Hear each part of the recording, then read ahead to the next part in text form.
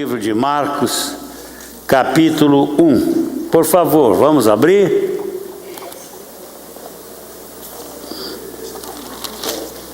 A palavra de Deus. Capítulo 1. Cada um vai ler um verso até o verso 20. Mas não vamos ficar esperando toda a vida não. Vamos rápido, né? Para a gente não perder mais tempo. Capítulo 1 de Marcos, de 1 a 20. Começo eu, e aí o segundo verso, cada irmão vai lendo. Princípio do Evangelho de Jesus Cristo, Filho de Deus. Verso 2. Como está escrito na profecia de Isaías: eis aí envio diante da tua face o meu mensageiro, o qual preparará o teu caminho. Voz do que clama no deserto, preparai o caminho do Senhor, endireitai as suas veredas. 4.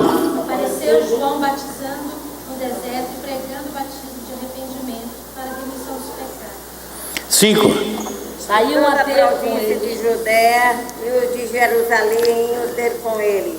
Todos eram batizados por ele no Rio Jordão, 6. confessando os seus pecados.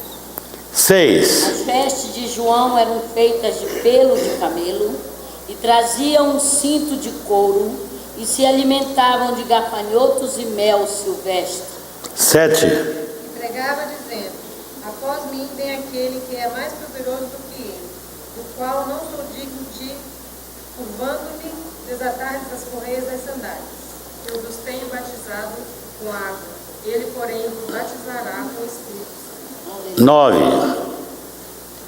Naqueles dias veio Jesus de Nazaré, da Galileia, e por João foi batizado no Rio Jordão.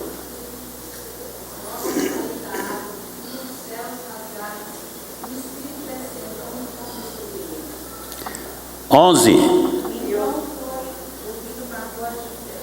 és o meu filho amado, em quem eu tocava. 12.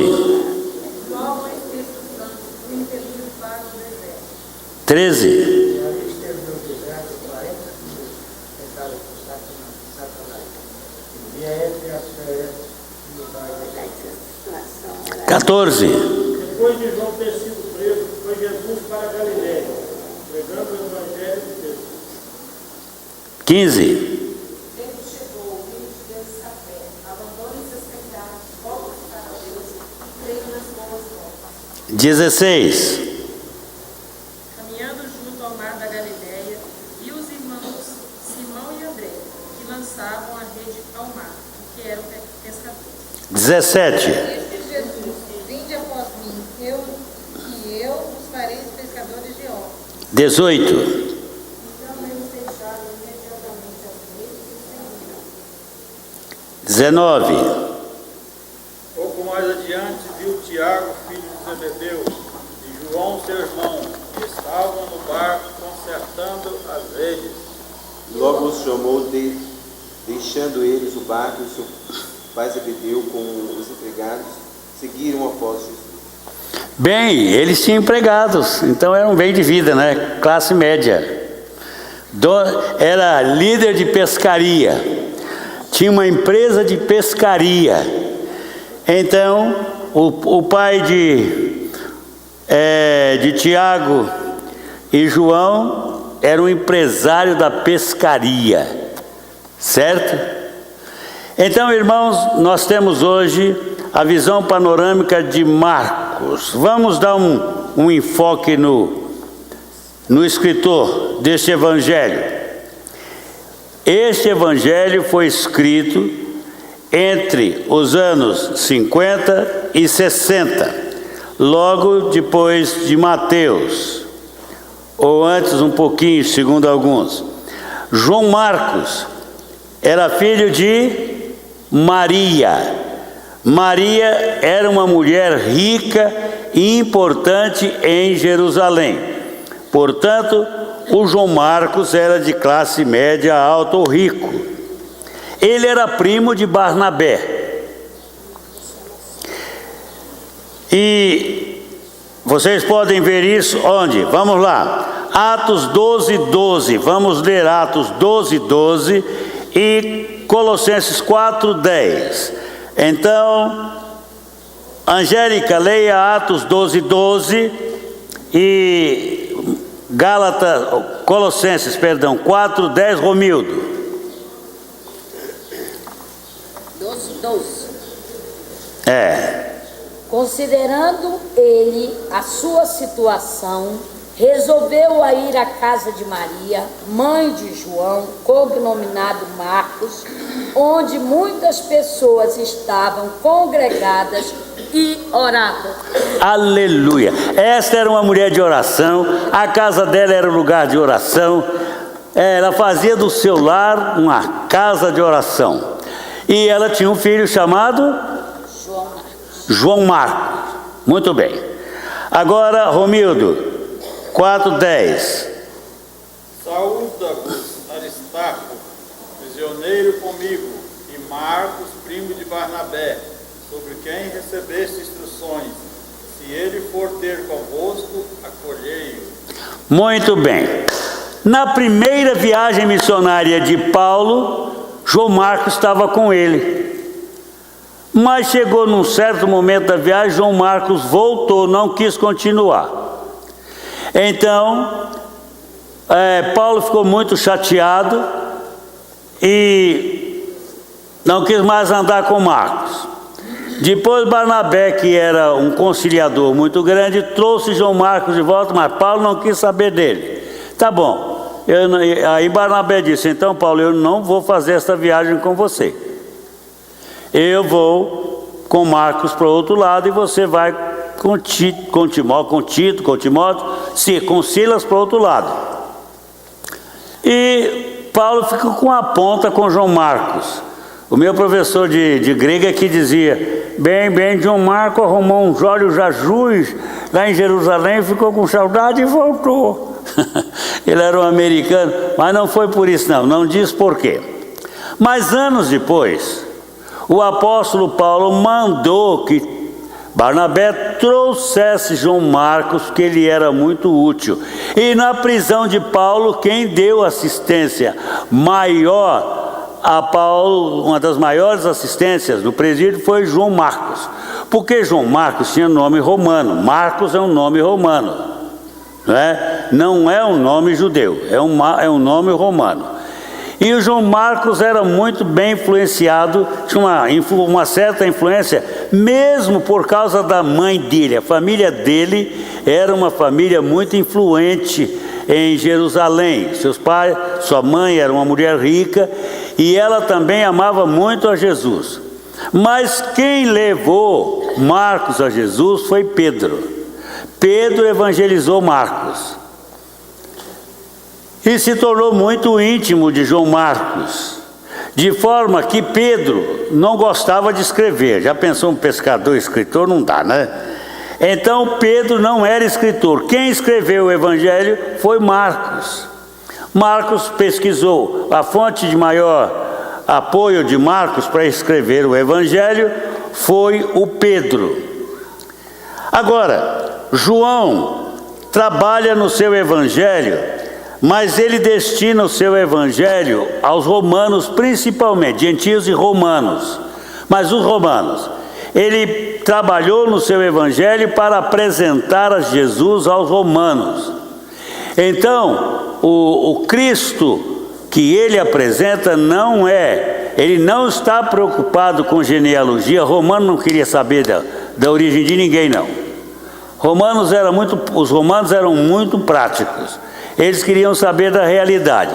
E ele então não tem preocupação em descrever Jesus, nem em termos de genealogias e nem em termos também de promessa, de profecia. Ele vai logo apresentando Jesus prático. É muito interessante, irmãos, que o Marcos trabalha com Jesus, as abordagens dele, ele não está preocupado de mostrar nenhuma raiz judaica, nada disso. Ele vai trabalhar num conceito diferente, num conceito que politicamente era correto. ele trabalha na visão de Jesus como? Roma conhecia os imperadores, os senadores, os servos, os ricos, os servos. E então, ele trabalha apresentando Jesus como servo, como aquele que serve. Então, nós podemos dizer assim, dividir, fazer um esboço rápido do Evangelho de Marcos, dizendo que ele, o esboço de Marcos sobre a vida de Jesus, ele apresenta primeiro o serviço do servo.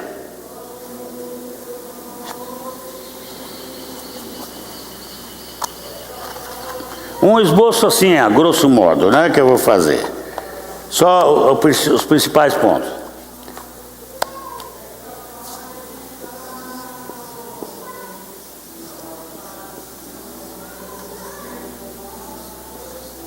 Esboço, Marcos.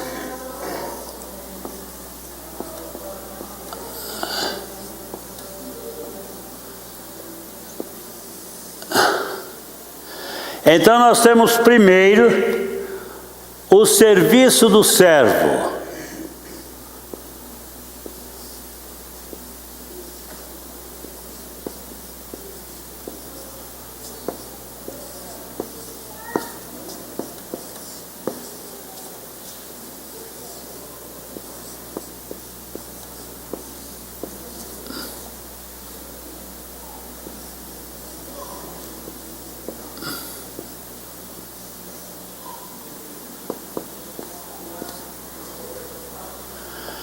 Ele vai do capítulo 1 até o capítulo 10, 52, trabalhando a questão do serviço do servo. Agora 2, divisão 2, ele vai trabalhar no sacrifício do servo.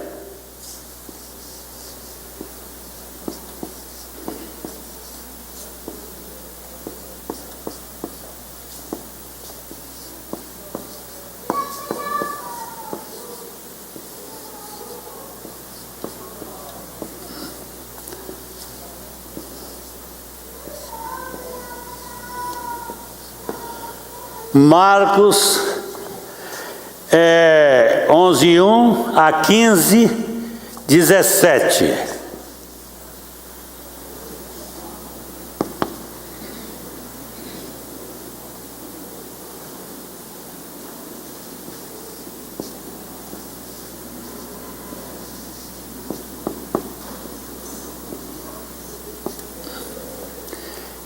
E finalmente ele trabalha no sucesso do servo. Aqui ele trabalha no capítulo 16, 1 a 20.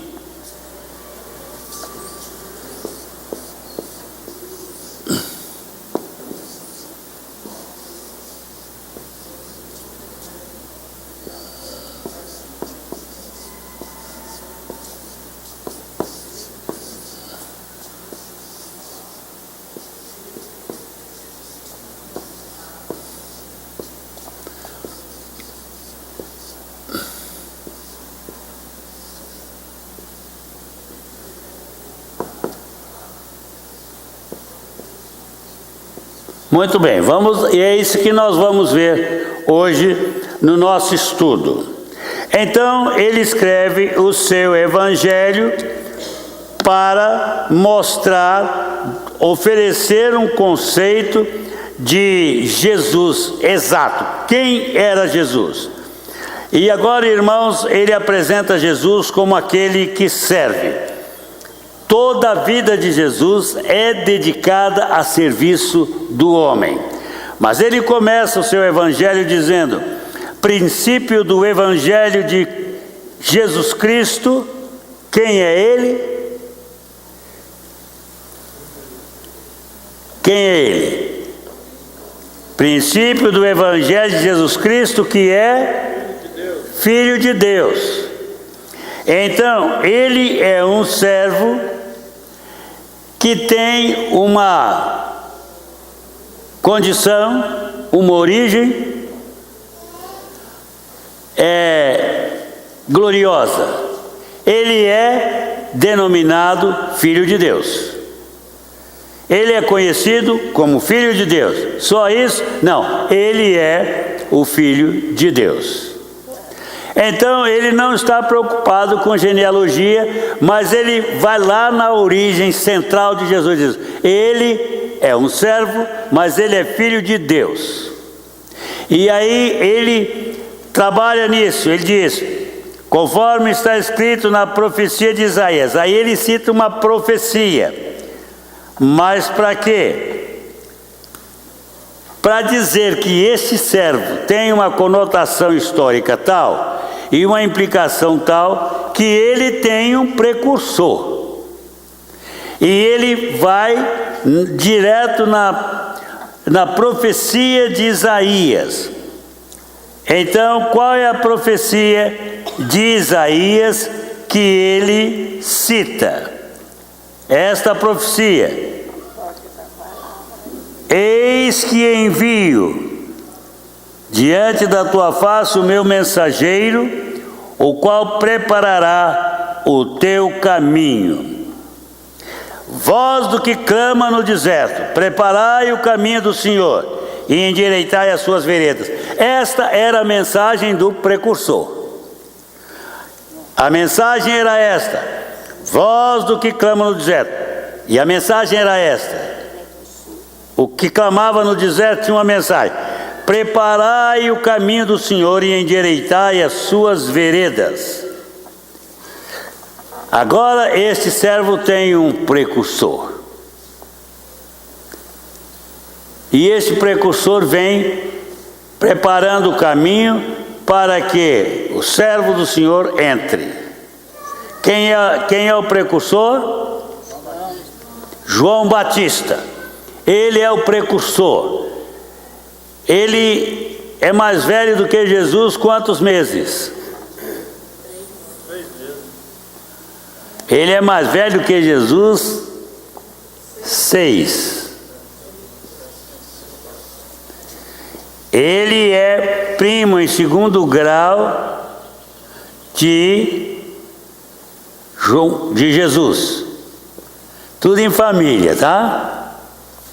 Ele é mais velho de 6 meses. Maria era prima de Isabel.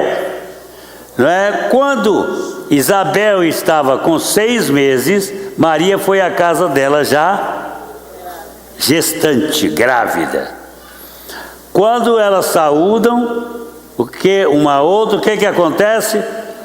A Isabel abre-se em profecia. Quem apresenta isso é o Lucas, né? O Lucas é que apresenta esta verdade. Aí, quando ela sobe a montanha, os montes lá, e chega à casa de Isabel e a cumprimenta, aí, meus amados, a Isabel se abre em profecia. Cadê a profecia de Ana? Vamos ver lá.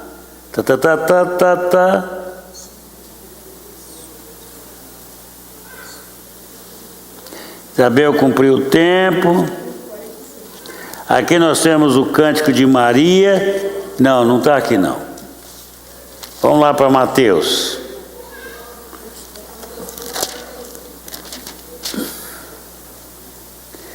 A visita de Maria a Isabel, a fuga do... Não está também? Hein? Lucas?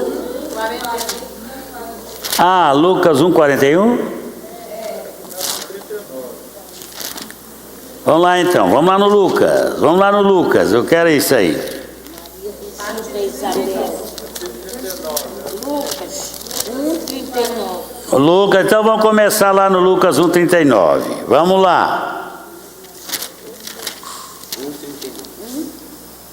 1:39, vamos começar. Maria visita Isabel, tá aí.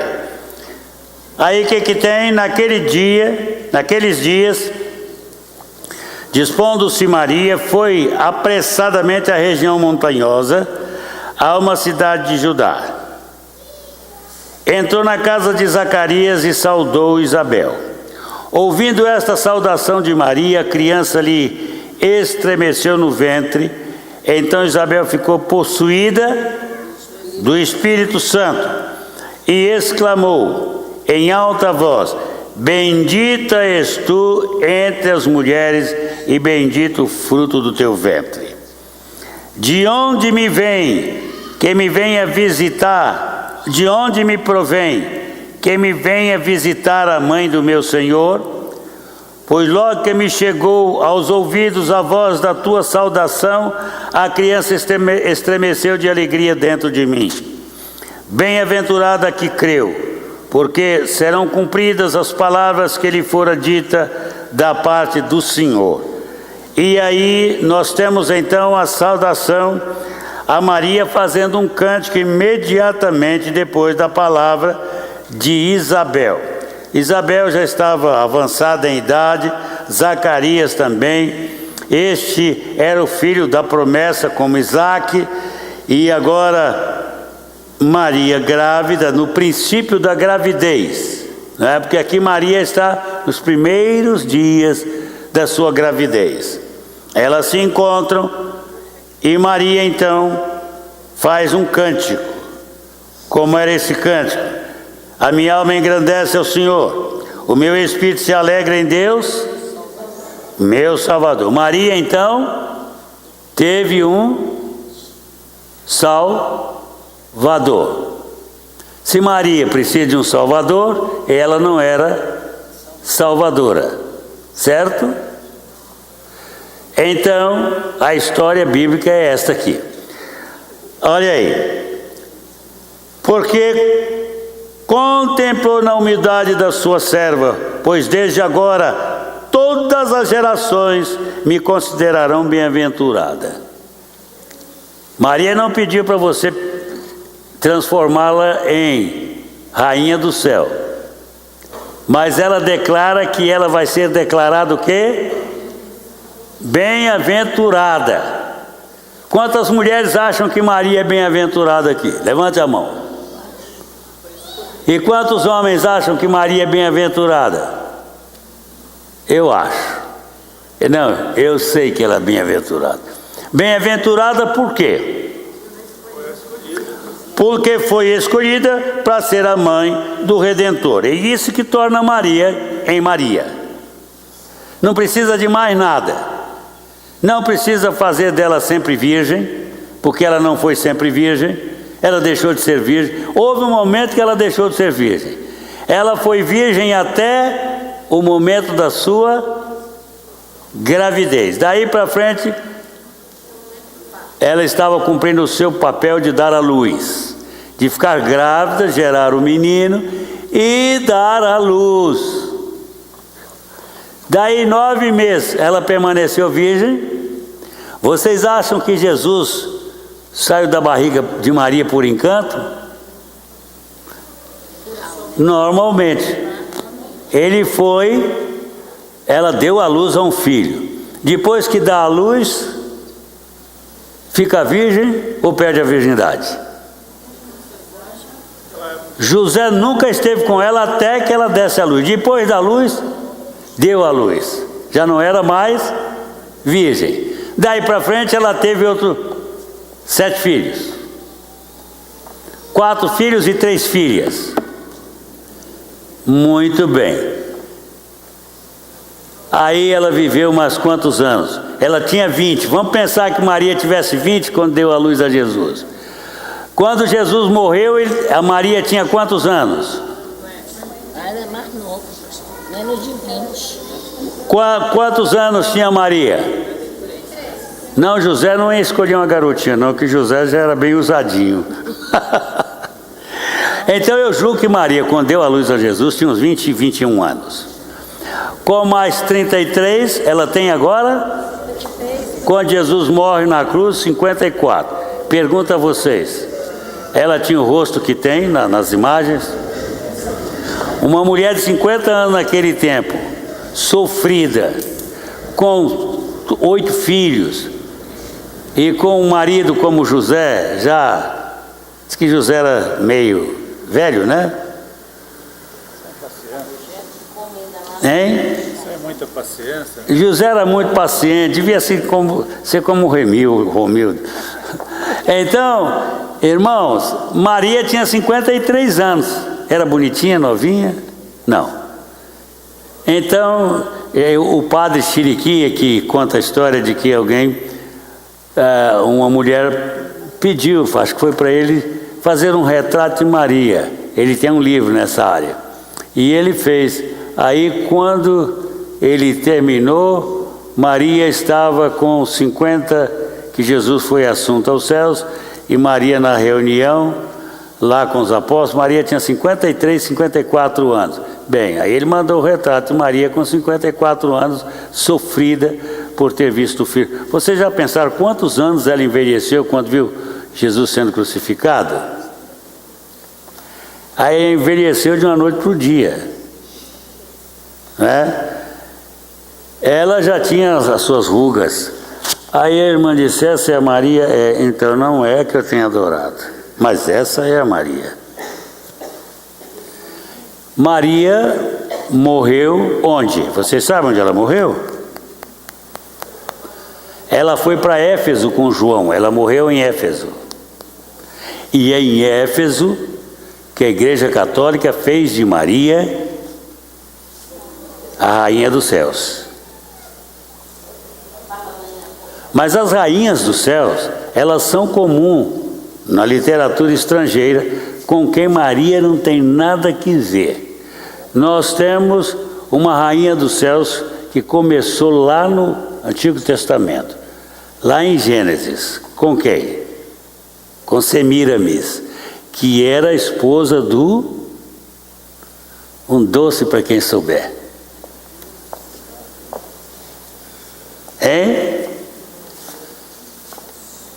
Semíramis era do Ciele, esposa do Nimrod. E ela teve um filho de Nimrod que pôs o nome nele está na Bíblia. Está em Jeremias. Muito bem. Olha, Ezequiel.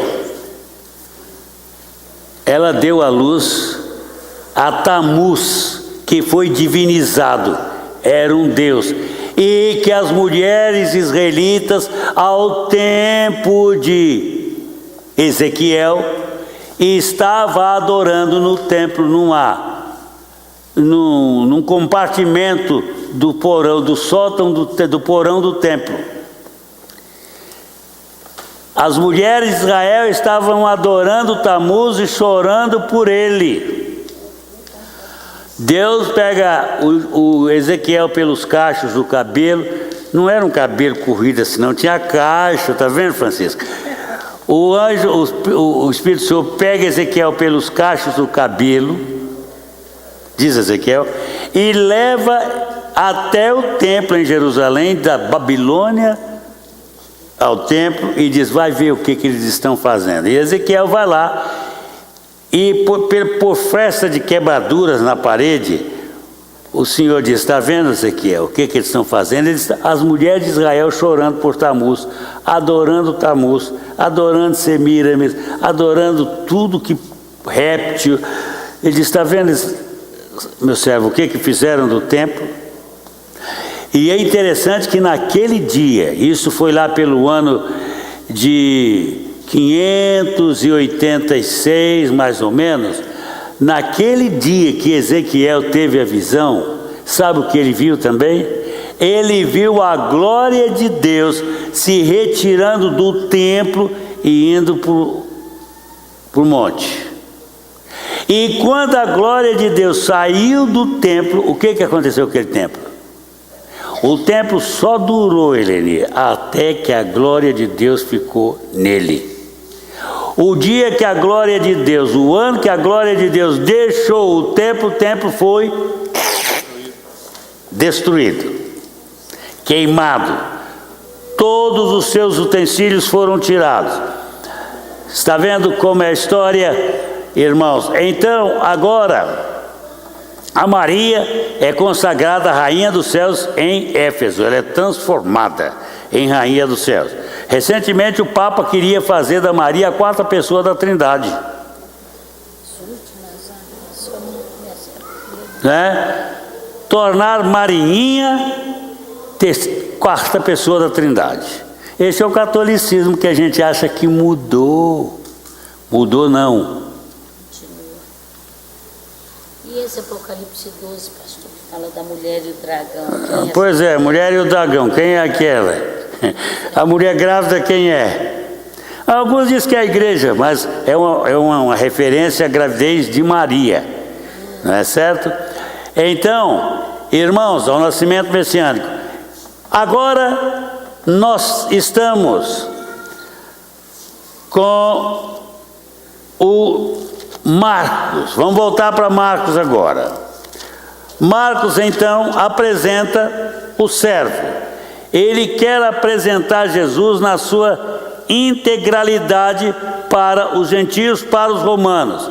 E então, irmãos, ele vai trabalhar na figura de Jesus como um servo.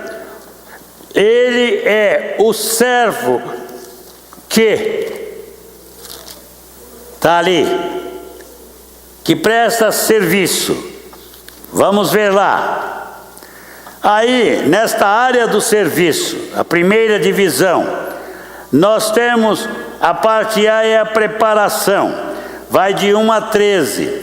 Depois nós temos o ministério de João Batista. João Batista surge no deserto, também filho único. Como Isaac, ele é filho único. Mas ele tem um privilégio maior do que o de Isaac, porque ele, entre os nascidos de mulher, não há ninguém como João Batista, certo?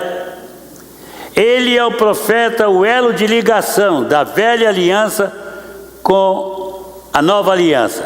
Ele é o primeiro profeta da nova aliança. Ele profere o nascimento do Messias, aquele que vai firmar a aliança. Então ele é uma figura decisiva, por isso que entre os nascidos de mulher não há outro como João, porque ele profetizou a entrada de Jesus na história. Uns profetizaram que ele viria, agora ele chegou. Eu vou estar com ele. Eu não sou digno de atar as suas sandálias. O dia que Jesus chegou para batizar João, qual foi a reação de João? Hein? No dia que ele chegou, Jesus chegou para João batizá-lo, qual foi a reação de João? Ele disse: para lá, eu não posso atar nem as suas sandálias. Tu vens para ser batizado por mim? Eu estou batizando pecadores. Tu não és pecador? Ele disse: João, mas agora nós temos que cumprir toda a justiça. E você veio para isso. Você veio para me batizar. Não tem saída, Joãozinho. Jesus era o que de João? Vocês sabem? Primo em 2º grau. Ele disse: João, você tem que me batizar. Isso não é questão de grandeza, hein? Não era 1º grau? Isabel não era irmã de Maria? Não, Isabel era prima de Maria. Então ele era em 2º grau. Então, gente, Jesus disse: não é questão de não é questão de você ser pequeno e eu grande, mas é uma questão de fazermos a justiça. O reino, o trabalho do reino exige isso, e você vai me batizar. Aí João batiza Jesus, e o que ele vê? Primeiro ele viu o Cordeiro de Deus que tira o pecado do mundo, não foi isso que João vê? Depois ele viu outra coisa. O que ele viu mais? Ele viu o Espírito quando João sai d'água. ele vê o Espírito vindo e repousando sobre João em forma, não só corpórea de pomba, que é animal, é um pássaro, é símbolo de pureza, de paz. A pomba vem, pousa sobre ele. E ele ouve também outra coisa. O que ele ouve? Este é o meu filho amado, em quem me comprazo. Esta palavra veio no batismo e veio onde? Outra vez, na transfiguração. Outra vez na transfiguração. No batismo, entrada. Lá na transfiguração, nós temos Jesus transfigurando, mostrando-se na plenitude da sua glória. Então, quem viu isso? Pedro, Tiago e João, os três íntimos de Jesus. Ficaram tão encantados que queriam fazer 3 tendas. Uma para Moisés, uma para Elias e uma para Jesus. Eles ficariam no templo mesmo. Não é? Esta visão acompanhou Pedro. A visão da pomba acompanhou João Batista. E a visão da glória, Pedro. Pedro sempre cita isso. Certo? Então, esses 3 apóstolos, Pedro, João e Tiago. Tiago e João eram irmãos. 2 irmãos e o Pedrinho. Como é que era o nome de João e Tiago? Deram um epíteto para eles, um nome para os 2. João e Tiago era chamado Boanerges, filhos do trovão, pela agitação deles, né? Então agora, o João tem a visão completa de Jesus. Aí ele veio para abrir caminho para o Messias, batizar o Messias, abrir caminho para ele. João teve uma vida curta. Ele não viveu mais do que 34, 35 anos. Ele foi morto por quem? João Batista. João Batista foi morto por quem? Por Herodes. Que Herodes? Jesus nasceu com Herodes. Que Herodes? Jesus nasceu com Herodes o Grande e João foi executado por Herodes Antipas. O Herodes Antipas executou João por quê? Porque João era um problema para ele. Ele havia casado com a sua cunhada e João pôs ele no canto e disse: não te é lícito possuir a mulher do teu irmão. Por isso, meu querido, você está errado. Você está vivendo de uma forma pecaminosa. Ele confrontou o rei. De fato, Herodes não queria matar João. Ele tinha medo de João, porque João era um confrontador. Ele não suportava pecado. Ele não era o tipo de pregador, de profeta que nós temos hoje, que acomoda a coisa. João não era acomodativo. Ele era incomodativo. O João era altamente problemático, porque ele condenava o pecado mesmo. E ele dizia, chamava de raça de víboras. Por que vocês estão vindo aqui? Quando os fariseus, saduceus, toda a corja ia para lá e dizia: quem vos ensinou a fugir da ira futura? Raça de víbora, raça de cobras. Ele chamava a turma lá, porque aquela turma era ruinzinha mesmo. Então ele era um profeta confrontador. Agora ele está na prisão. Na prisão, João ficou muito incomodado. Com o quê? Para saber quem era de fato, se Jesus era o prometido. Ora, ele já havia visto, ele já havia batizado, já havia declarado que ele era o Cordeiro de Deus que tirava o pecado do mundo, Ele viu a pomba descendo sobre ele, o Espírito Santo descendo sobre ele. Então ele viu a unção de Jesus, ele batizou a Jesus, viu a unção de Jesus. Ele ouviu a voz do céu dizendo: este é meu filho amado em quem me comprazo. E aí, quando ele está na prisão, no sofrimento, ele tem dúvida. E ele manda mensageiro perguntar a Jesus se ele era o Messias. E o que Jesus disse? Jesus não o acusou. Jesus disse: volta, diga para João que os mortos são ressuscitados, os cegos estão vendo, coxos estão andando, milagres estão acontecendo. Ele disse: então, cumprido está o meu ministério. E aí veio Herodes e cortou a cabeça dele por pedido de quem? Hein? Como é que chamava a mulher? Salomé, filha da Herodias. Ela dançou tão lindo, requebrou tão lindo, que o Herodes ficou apaixonado e babando. Hein? Ofereceu metade do reino se ela quiser. Ele ficou tão fascinado, mas que loucura, é uma loucura, o pecado é uma loucura. Filha da esposa dele, que já estava em pecado, agora ele cobiça a filha, ele quer a filha. E ele fica tão fascinado por ela, diz assim: eu te dou metade, até metade do reino.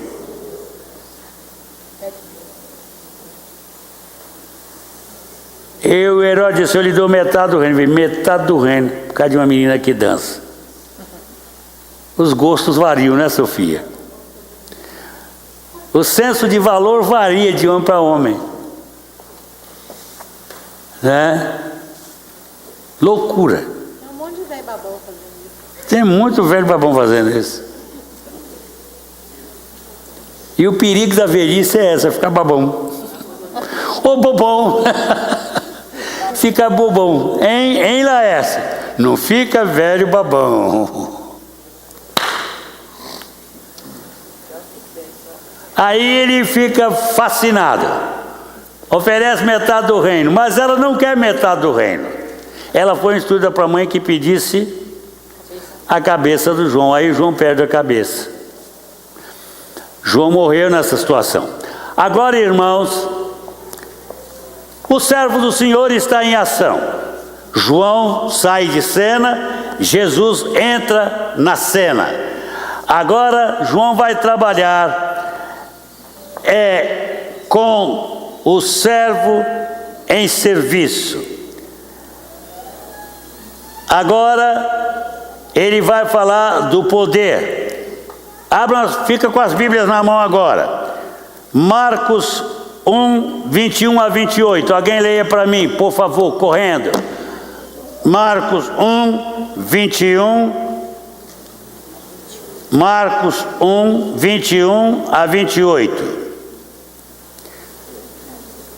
A cura de um demoniado em Cafarnaum. Depois entraram em Cafarnaum e logo no sábado foi ele ensinar na sinagoga. Maravilhavam-se da sua doutrina, porque os ensinava como quem tem autoridade e não como os escribas. Não tardou que aparecesse na sinagoga um homem possesso de espírito imundo, o qual bradou: que temos nós contigo, Jesus Nazareno? Vieste para perder-nos? Bem sei quem és, o Santo de Deus. Mas Jesus o repreendeu, dizendo: cala-te e sai desse homem. Então o espírito imundo, agitando violentamente e bradando em alta voz, saiu dele. E todos se admiraram, ao ponto de perguntarem entre si: quem vem a ser isto? Que vem a ser isto? Uma nova doutrina? Com autoridade ele ordena aos seus espíritos imundos e eles lhe obedecem? Então correu célere a fama de Jesus em todas as direções, por toda a circunvizinhança da Galileia. Amém. Aleluia. Aí é na Galileia. Jesus está na Galileia e agora o Marcos trabalha no seu evangelho com o servo usando o seu poder. Primeira demonstração de poder que Marcos mostra é sobre os demônios. Então nós temos o endemoniado de Cafarnaum. Esse endemoniado, Jesus o confronta agora, não é? Vamos lá, voltar aí onde a Angélica leu. Depois entraram em Cafarnaum, estive nesta cidade, e logo no sábado foi ele ensinar na sinagoga. Maravilharam-se da sua doutrina, porque os ensinava como quem tem autoridade, não como os escribas. Não tardou que aparecesse na sinagoga um homem possesso de espírito imundo, o qual bradou: que temos nós contigo, Jesus Nazareno? Vieste para perder-nos, bem sei quem és, o Santo de Deus. Mas Jesus repreendeu, dizendo: cala-te e sai deste homem. E o espírito imundo, agitando-o violentamente, bradou em alta voz e saiu. Esta palavra aí, vieste perder-nos, vieste para perder-nos. O que significa isso?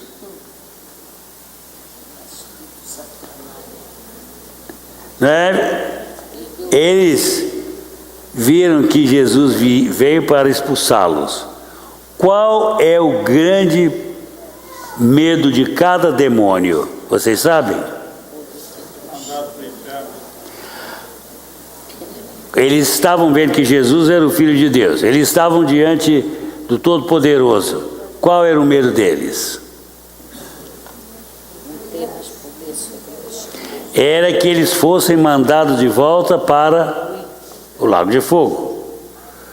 E todo demônio tem pavor disso, porque se Jesus mandasse, ele estava condenado antes do tempo e ia sofrer mais tempo, para sempre. Só Jesus tem poder de mandar. Às vezes nós temos gente expulsando demônio aí e ordenando demônio: vai para o lago de fogo. Isso é conversa de expulsador de demônio que não conhece Bíblia. Ninguém, a não ser Jesus, tem autoridade para mandar. Eu não posso mandar. Ninguém pode poder para mandar demônio para o lago de fogo. Ordena para sair, mas não para ir para o lago de fogo, que ele não vai mesmo. Não é hora. Não é tempo. Quem tem poder de mandar antes do tempo é só Jesus. Mas Jesus não fez isso. Nenhuma vez no ministério, nenhuma das expulsões, ele termina dizendo: você vai para o lago de fogo. Nunca, Lívia. Jesus nunca deu. Agora nós temos expulsadores de demônios todo poderosos. Você vai para o inferno. Isso é antibíblico.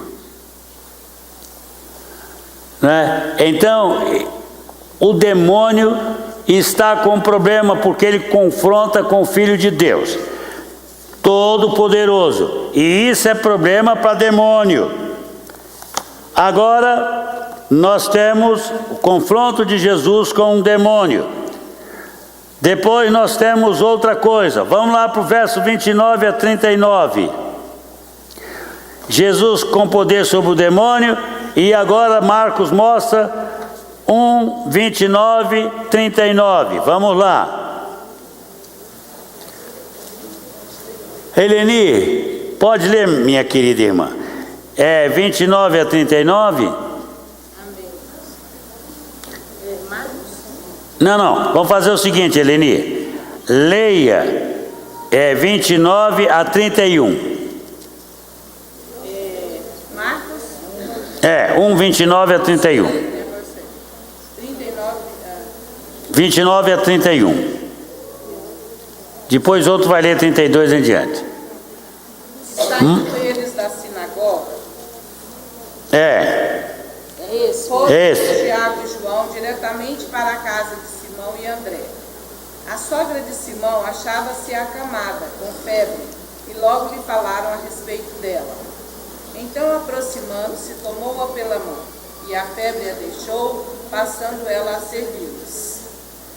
Muito bem. Aí nós temos Jesus com poder sobre a enfermidade. E usou o seu poder na casa de Pedro para curar quem? A sogra dele. Não tem nome essa sogra. Jesus gostava das sogras, hein? Marcos observou, esse é o único evangelista. Ele não era casado, ele não conhecia sogra. Por isso que a primeira história que ele conta é da sogra, cura da sogra. Curar a sogra do apóstolo. Doida que ela morresse.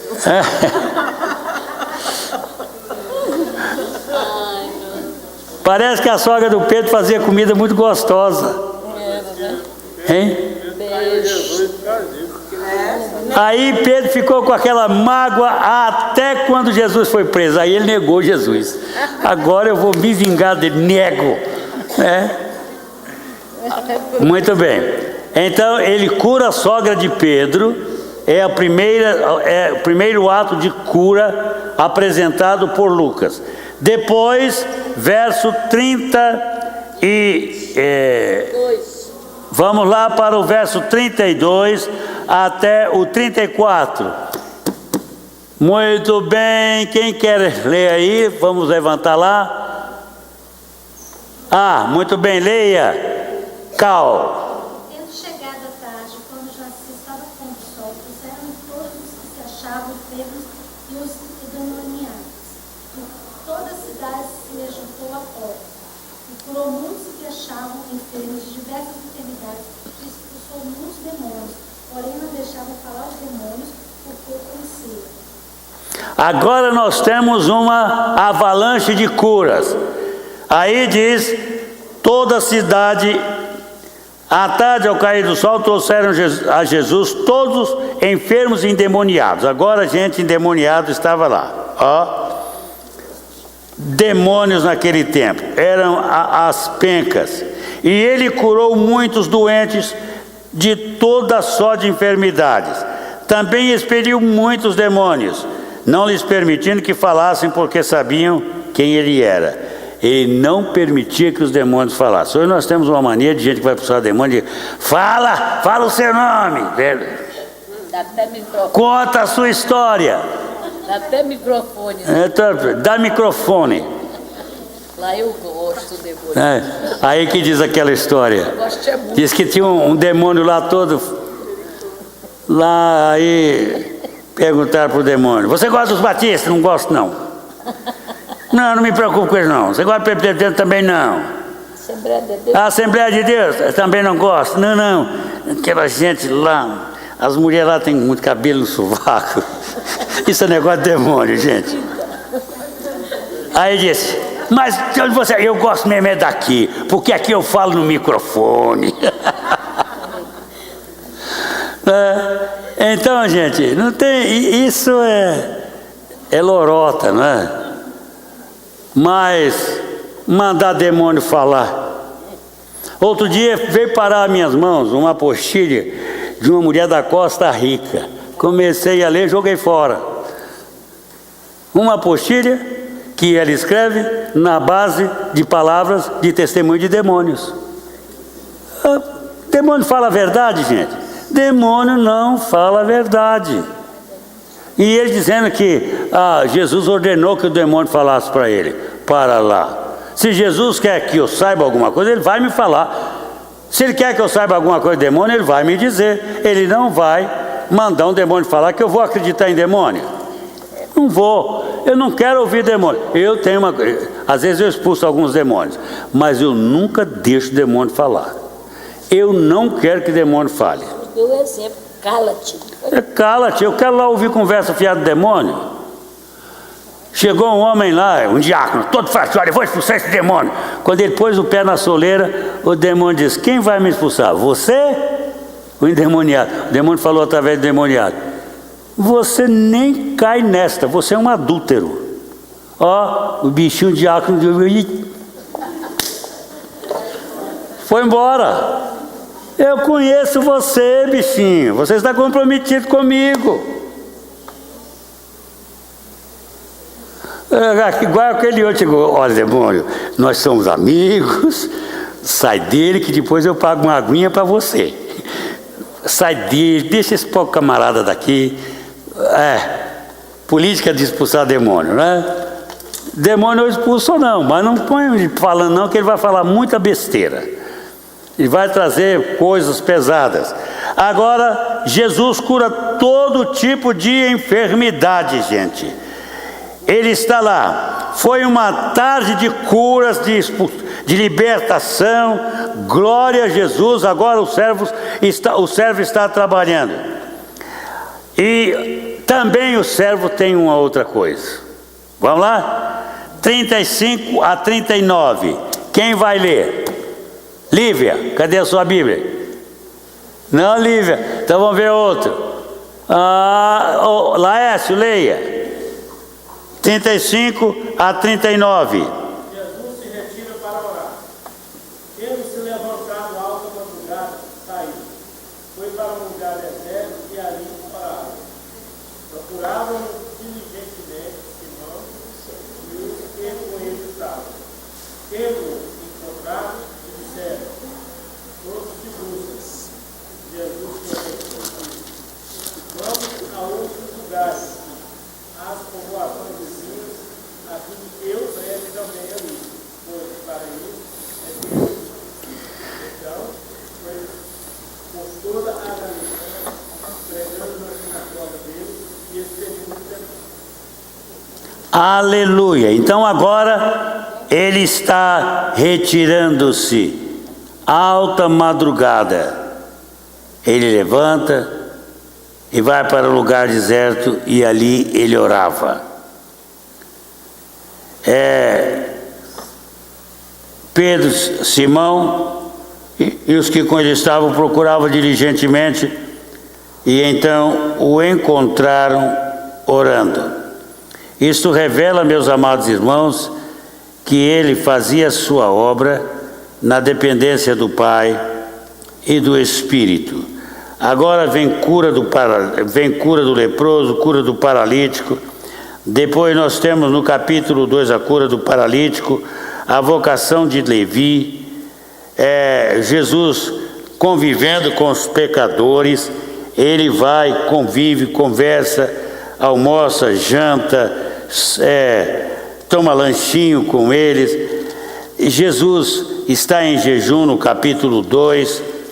Depois ele se revela Senhor do sábado, não é? Aí ele começa a confrontar a situação judaica da lei, de submissão à lei. E aí é interessante, no verso 23 a 28 do capítulo 2, quando Jesus está trabalhando na questão do sábado. Ora, aconteceu, verso 23, atravessar Jesus em dia de sábado as searas, e os discípulos, ao passarem, colhiam espigas. Mas atenção, em Israel era permitido colher espigas para comer ali, não para levar, certo? Alguém podia pegar dos frutos para comer ali. A lei não permitia levar o dos outros, mas para matar a fome. Eles estavam então, colhiam espigas para comer. E advertiram os fariseus: vê, por que fazem o que não é lícito os teus discípulos nos sábados? Mas ele respondeu: nunca lestes o que fez Davi? Quando se viu em necessidade e teve fome, ele e os seus companheiros, como entrou na casa de Deus no tempo do sumo sacerdote Abiatar e comeu os pães da proposição, os quais não é lícito comer senão aos sacerdotes, e deu também aos que estavam com ele, e acrescentou: o sábado foi estabelecido por causa do homem, não o homem por causa do sábado. De sorte que o Filho do Homem é Senhor também do sábado. O que significa isto? Gente? Que o homem foi feito, que o sábado foi feito, estabelecido, criado por causa do homem, e não o homem por causa do sábado. O que que isso significa? Hein, irmãos? O homem é mais importante. Significa que o homem é mais importante do que guarda do sábado, ou do que o sábado. Se o sábado tem que ser quebrado por causa para abençoar o homem, pode ser quebrado, certo? Hein? O Velho Testamento todo ele Não, atenção, lá ele trabalha na forma da lei. Mas o que os fariseus fazem? Eles, porque você sabe que os fariseus constituíram uma seita muito importante em termos da preservação do Antigo Testamento e das interpretações, mas eles exageram. Os fariseus exageravam a questão do sábado. O sábado não podia ser quebrado, havia até um número de passos que você podia dar no sábado, 1000 passos.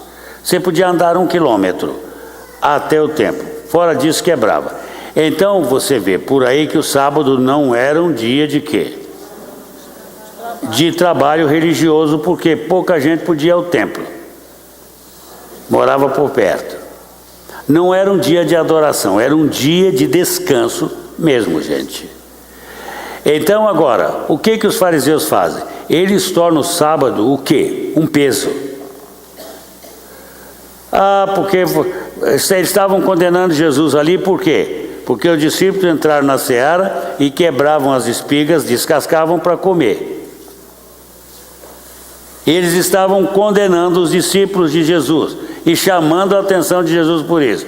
Jesus disse: vocês estão preocupados com isso, porque os meus discípulos estão comendo milho. Mas agora, deixa eu dizer para vocês, o que fez Davi no tempo de Abiatar, o sumo sacerdote, quando ele fugia de Saul?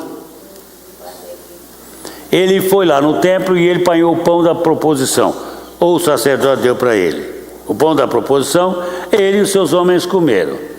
E eles não podiam fazer isso, mas a fome precisa ser morta. Então, se o homem está com fome, pão da proposição pode ser comido. E Jesus mostra isso, irmão, que é o homem que administra as coisas em derredor dele. O homem é maior do que o sábado. Não é o sábado que é maior do que o homem. O homem não pode, deixar de fazer o bem no sábado, e nem o homem pode deixar de receber o bem no sábado. Quando Jesus cura no sábado, o que os fariseus fizeram? Condenaram a Jesus, porque eles eram muito estritos na guarda do sábado, gente. Tem que caminhar tantos passos, aí você para, até que o sábado passe. Vem cá, vocês estão aí discutindo, mas e se o jegue de vocês caírem lá no buraco, o que vocês vão fazer? Deixá-lo morrer? Vocês não salvam o jegue, agora vocês não querem que eu cure um homem no sábado. Vê que vocês chegaram onde? A lei não é para isso. A lei é para proteger o homem. E sábado é menor do que homem. Isso significa que o homem pode administrar sábado. E aí vem, por exemplo, o adventismo do sétimo dia, que faz um farisaísmo tremendo com o sábado. Por exemplo, na igreja cristã, que dia que Jesus ressuscitou, vocês sabem? Se você seguir o processo que prevaleceu depois da ressurreição, Jesus apareceu em que dia da semana? Primeiro dia da semana. Ele ressuscitou no domingo, foi o primeiro dia que ele apareceu. Daí 8 dias ele apareceu, e sempre de 8 em 8. Ele apareceu em outros dias, mas sempre ele aparecia num sábado. Aí dizem os que guardam o domingo: guardamos o domingo porque Jesus ressuscitou no primeiro dia da semana, que é o domingo. Quem está certo? Aí vem o Paulo e diz: quem faz diferença de dia para o Senhor, que o faz. Quem não faz, que não faça. Então, o importante para Deus é todo dia. Todo dia é dia de servir a Deus. Deus não está preocupado com isso. Sábado celebra a criação. Aí vem os que guardam domingo e dizem: domingo celebra a redenção. E quem é que está certo? Quando eu era uma adolescente, eu me converti uma adolescente, no iníciozinho da minha adolescência. E, gente, eu andei com um adventista primeiro, depois eu andei com um presbiteriano, mas só os pobres dos batistas cuidaram de mim. Só os batistas me aceitaram na minha incredulidade, na minha imoralidade, no meu desespero, na minha pobreza. Os batistas me evangelizaram. Aleluia! Naquele tempo os pentecostais eram menos influentes do que são hoje, mas tentaram também comigo. O adventista fez tudo para ser adventista, mas o adventista começou a me confundir. E um belo dia eu estava tão preocupado porque eu queria servir o Senhor, os batistas me disputando com os presbiterianos e o adventista. Aí um dia eu estava muito preocupado, digo: Senhor, eu não estou preocupado com nenhum deles, mas por favor, o que eu vou fazer? Qual que é o dia que eu devo guardar?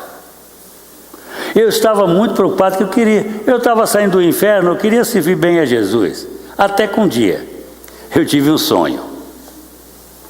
Eu sonhei com uma escada. Jacira não era uma escada de madeira, não, era uma escada de cimento armado. E ela ia da terra aos céus. E ela tinha corrimão de um lado e de outro. Era uma escada bem larga. E eu subi aquela escadaria imensa e até o topo dela. Cheguei no topo da escada, lá estava Jesus de pé. O Jesus que eu via nas figuras, é claro. Aquela imagem que ficou na minha cabeça. E eu cheguei, Jesus estava ao lado direito do Pai, ao lado, à destra do Pai, lado direito. Ele estava ao lado direito do Pai, ele estava de pé na escada e o Pai num trono. O Pai eu não vi, porque eu nunca tinha visto uma figura do Pai, e eu não aceitava a figura do Michelangelo, aquela figurinha do Deus velho, tocando na mão do homem criado, né? Eu não aceitava aquilo, então Deus não tinha forma, mas estava lá, eu sabia que ele estava no trono.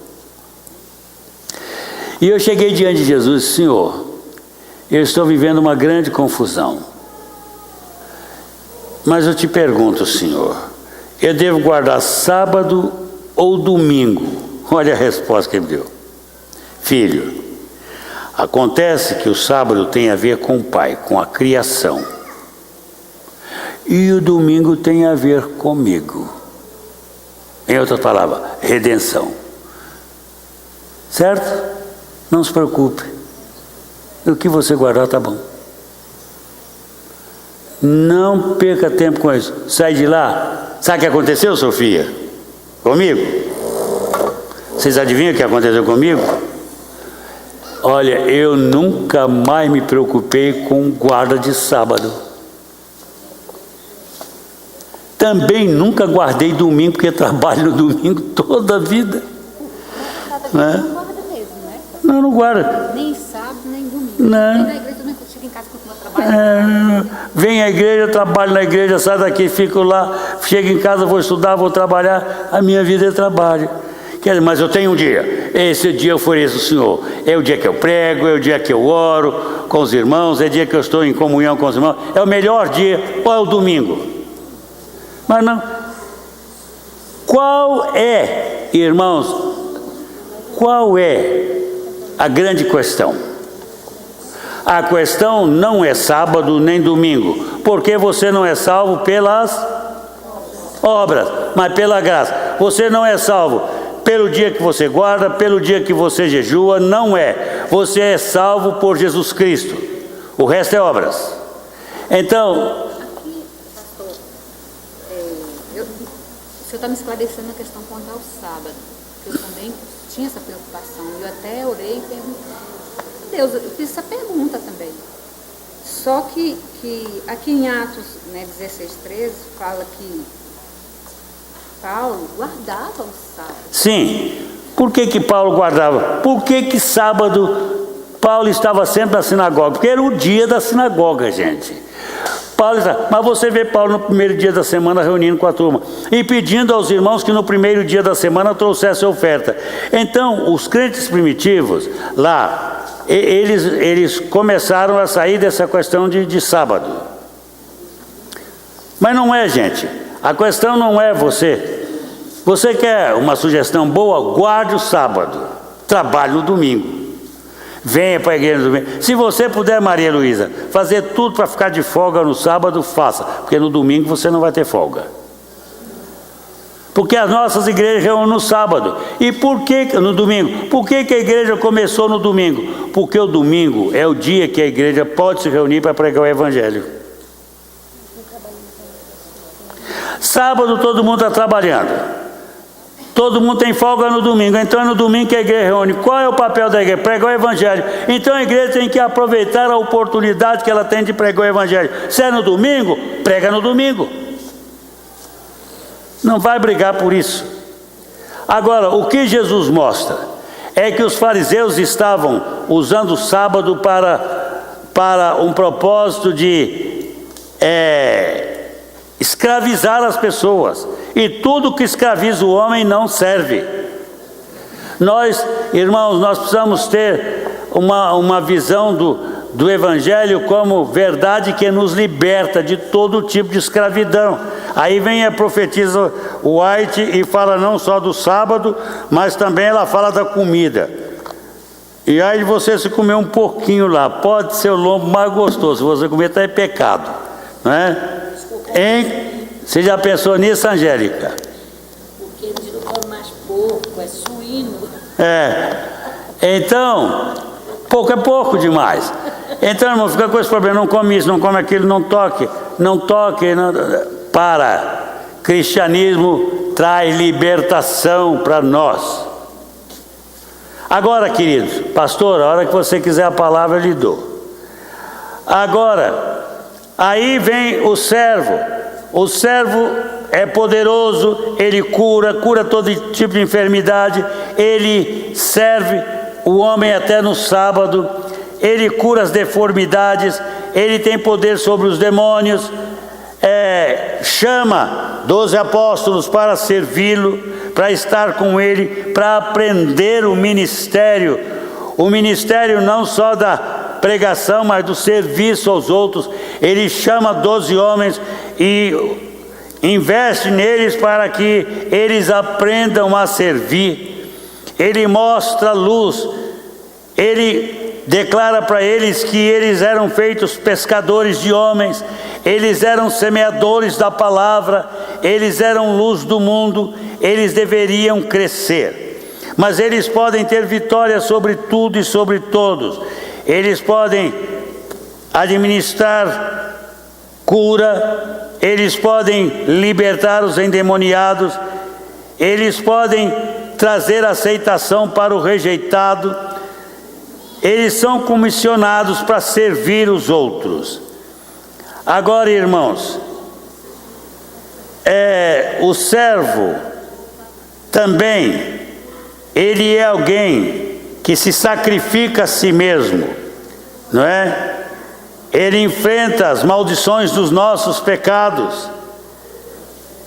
Ele revela o seu poder, mas ao mesmo tempo ele se submete à cruz, ele se submete à morte, ele suporta a traição dos homens, e ele caminha, ele vive a experiência da sua prisão, ele vive a experiência de um julgamento injusto, ele enfrenta a traição dos amigos, a negação, a traição de um amigo, de um companheiro, a negação de outro apóstolo, ele enfrenta a dispersão dos seus apóstolos na hora da sua morte, ele vai diante das autoridades judaicas e é tratado com injustiça.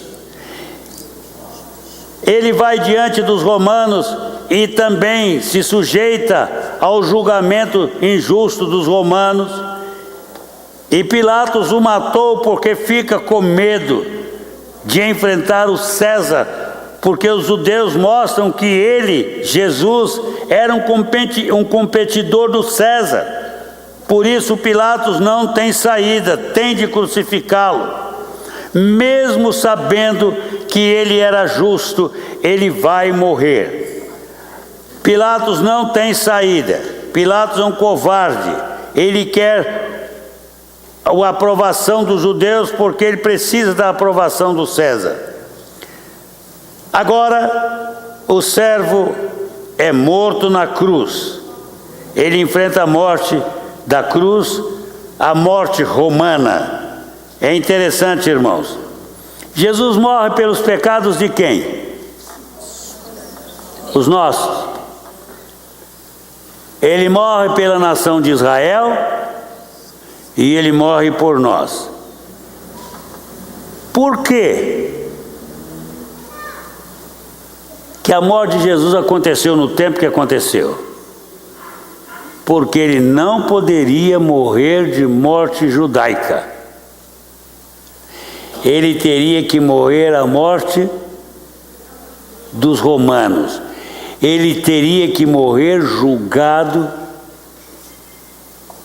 pelos romanos. E ele teria que morrer por escravos. Ele morre como escravo. Romano não morre em cruz. Só revoltosos políticos morrem em cruz e não pode ser romano. Tem que ser judeu ou gentio, outro qualquer. Mas ele morre a morte do Império Romano. Por quê?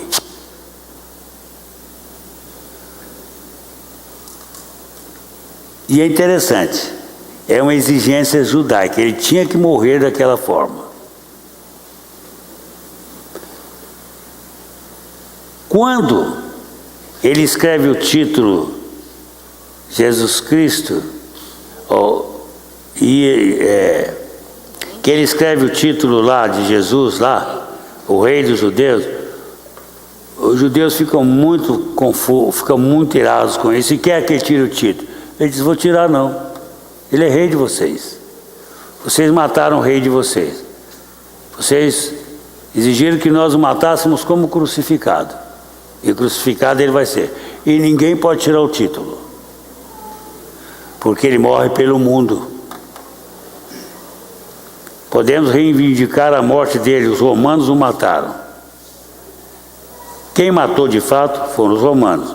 Os judeus cooperaram, forçaram a sentença. Então, o judeu é responsável. É interessante, quando a gente vê judeus sofrendo, a gente fica tão confuso, né? Mas os judeus disseram: caia sobre nós o seu sangue. Essa responsabilidade da morte dele caia sobre nós. Quem crucificou? Romanos. Mas o sangue cai também sobre os judeus.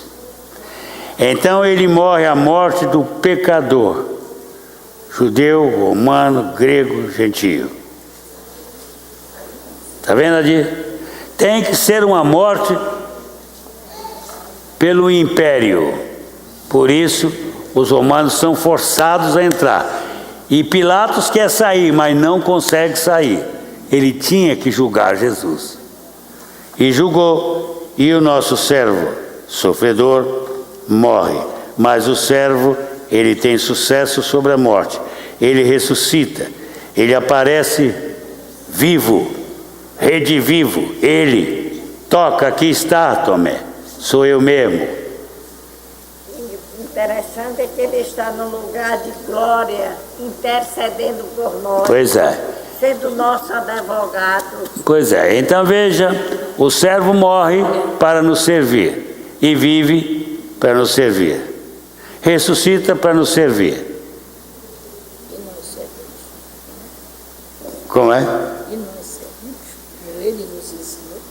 É esse que é o problema, Angélica. é que nós fomos chamados nele para servir, mas não gostamos muito de servir não, tá? Não gostamos muito de coisa suja não. Mexer com pecador é coisa suja, né? Muito suja mesmo.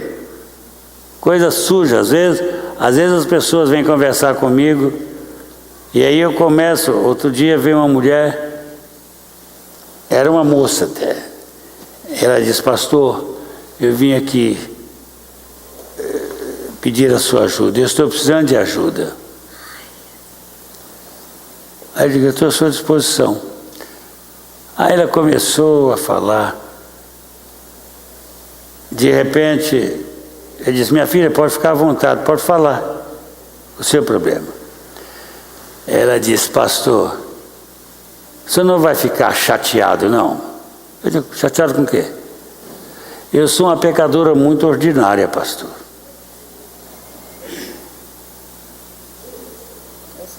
Olha, pastor, eu vivo de prostituição e sou uma dessas prostitutas bem reles mesmo. Eu não rejeito ninguém, eu quero ganhar de todo mundo. E eu sou uma mulher terrível, mas eu cheguei ao momento que eu não tenho mais saída, eu estou no fundo do poço. E ela começou a contar, de repente ela olhou para mim: o senhor não está nem um pouco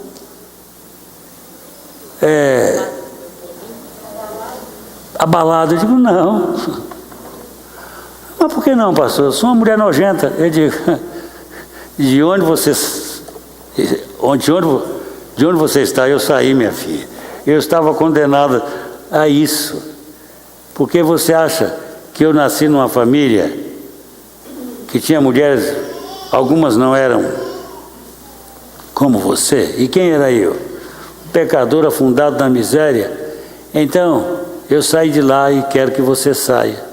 Ajeite para mim, pastor. Eu digo: Jesus morreu por você, ele sofreu as suas angústias. Será que ele perdoa uma mulher tão ordinária quanto eu? Eu digo: perdoa. Você quer o perdão dele? O que eu preciso fazer? Eu digo: você deve aceitá-lo. E pastor, o senhor acha que se eu aceitar Jesus, ele vai me limpar completamente? Vai ser uma limpeza total. Uma vez eu levei uma mulher a Cristo lá no Pará, e esta moça estava num momento dificílimo da vida dela. Mas ela saiu do bueiro, do pecado. Mas essa moça me amou tanto que ela nunca me esqueceu. Até quando ela pôde, todo o tempo ela mandava um terno para mim, todo ano. E ela comprava o melhor, ela mandava o dinheiro para eu comprar o melhor terno, gratidão dela. Apaixonada por mim. Tinha um respeito por mim interessante. Um dia ela chegou: pastor, eu vim aqui para o senhor me orientar no meu serviço. Eu disse: vou lhe orientar. Dei orientação, ela fez tudo que eu mandei. Você sabe de uma coisa? Parece que a minha palavra era profética para ele. Eu falava: aquela mulher cresceu, enricou. Ela saiu de um buraco, gente, e ela enricou. Ficou uma crente nobre, nobilíssima, solteirona para sempre. E grandiosa em todos os feitos dela. Ela montou um salão de beleza que era de todo um dos melhores da região. E se tornou uma mulher ouvida e se tornou uma bênção na causa de Deus. Pecadores salvos pelo servo sofredor. E é isso que Marcos quer que aconteça no mundo. Ele é o evangelista dos desamparados, dos miseráveis. Amém? Pastor?